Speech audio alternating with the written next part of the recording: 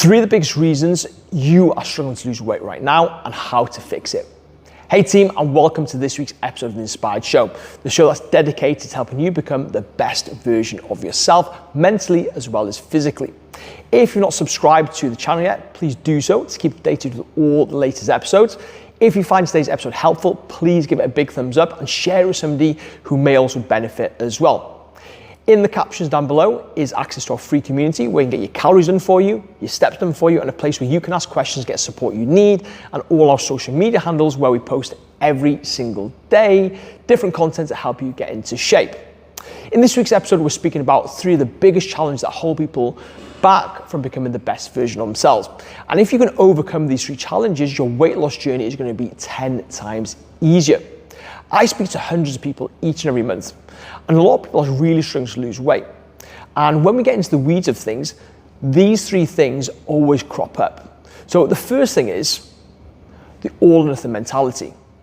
How many times have you said to yourself, you're going to lose weight, and you start afresh on Monday? On Monday, you're eating super healthy, you're getting your steps done, you're doing a workout, you're hydrating, you're cutting out your alcohol and cutting out all the processed foods. And it goes well for a couple of days, only for the motivation and energies to dwindle midweek, leading you to crash by the time you get to the weekend. And then it's a free-for-all, overindulgence, not getting our movement in, and feeling really guilty, coming back around to Monday, starting the restriction cycle again.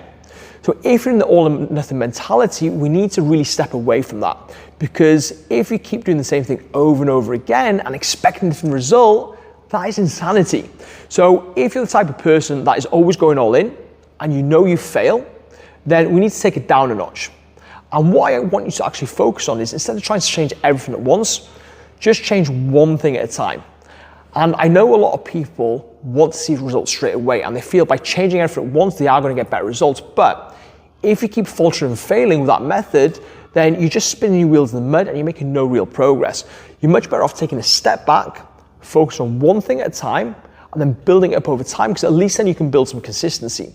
And the thing you start with can be totally up to you. You might decide for the first week, you're simply going to look at improving your breakfast.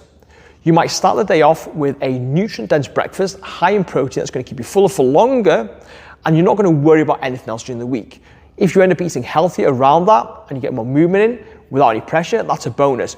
But only focus on one thing.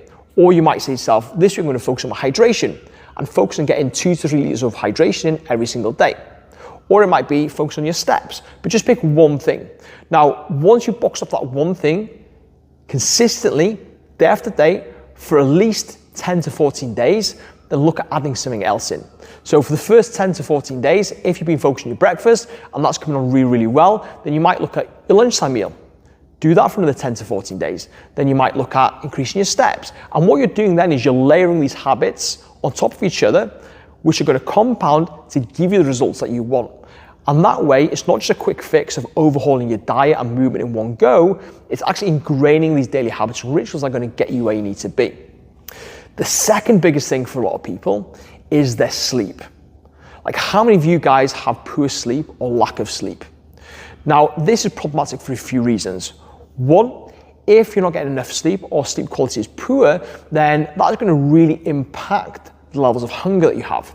It's going to increase your appetite, and it's also going to decrease your energy, which is not a very good thing for somebody that's trying to get into shape, because increased appetite and increased hunger generally means a higher consumption of food, which is going to take you out your calorie deficit. Add in tiredness means you're less likely to hit your step target and your daily movement target, which means less calories expenditure. So if you have poor sleep at the moment, I'd really recommend focusing on that. So how can we do that? Well, the first thing that we need to look at when it comes to improving our sleep is looking at our sleep-wake cycle. So going to bed at the same time and waking up at the same time, ensuring you have between 7 to 9 hours of sleep per night. Now, alongside that, we want to make sure we're improving quality of sleep. Now, to improve quality of sleep, we want to look at a few things in the evening, but also the morning as well. So in the evening, I'd recommend having a relaxing evening routine in the lead up to your bedtime. And that could be anything. It could be a skincare routine. It could be having a warm shower or bubble bath. It could be doing some reading, a little bit of stretching, a little bit of yoga, meditation. Alongside coming off your electronics about 60 minutes before going to bed. And we do this for two reasons. One, the blue light does disrupt melatonin production, which can impact sleep. And plus, you don't really want to be consuming loads of negativity off social media, off the news before going to bed, especially if you're an overthinker. And then when it comes to your morning routine, again, you want to set yourself up to win for the day. So first thing you want to do is definitely hydrate before you caffeinate. You want to make sure that you want to have a little bit of time away from your phone before you wake up, just so you're not triggered by anything, because sometimes you could take one message or one post on Facebook that can set you on the wrong foot for the rest of the day. So focus on prioritizing yourself first with hydration, maybe a little bit of movement, or maybe spend some time with loved ones to get you set up for the day. And this will massively improve your sleep and in turn help with hunger, appetite, and increase your energy. And the last thing is poor boundaries. How many of you guys put everything and everyone before the needs of your own? And you're at the bottom of the pile. You say yes to work, you say yes to your kids, you say yes to your partner, you say yes to your friends, at the detriment of your health and fitness goals. And I understand that people want to be there for their loved ones, they want to be there for their colleagues, they want to be there for their work. However, if you keep putting everybody else first and you're at the bottom of the pile, that means everybody else is going to suffer, because they're going to get a subpar version of you. A version of you that isn't confident, isn't energized, and isn't the best version of yourself. So actually taking a step back and putting yourself first will help everybody else, because everybody else gets the best version of yourself. So how can we do this? Well, we need to put in boundaries, clear boundaries, with our partners, with our children, with our workplace. You need to communicate those boundaries effectively. And the people you're communicating those boundaries to, they should understand.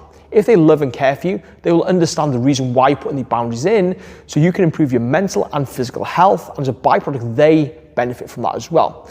Now, if you encounter people that do not respect your boundaries, then that's a good indication you need to spend less time with those people, because they haven't got your best interests at heart.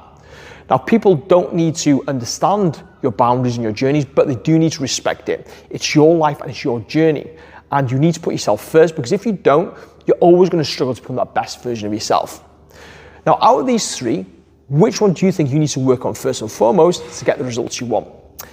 If you found today's episode helpful, please give it a big thumbs up, share it with somebody that it may benefit, and any feedback you've got, let me know in the comments. And don't forget to subscribe to the channel as well.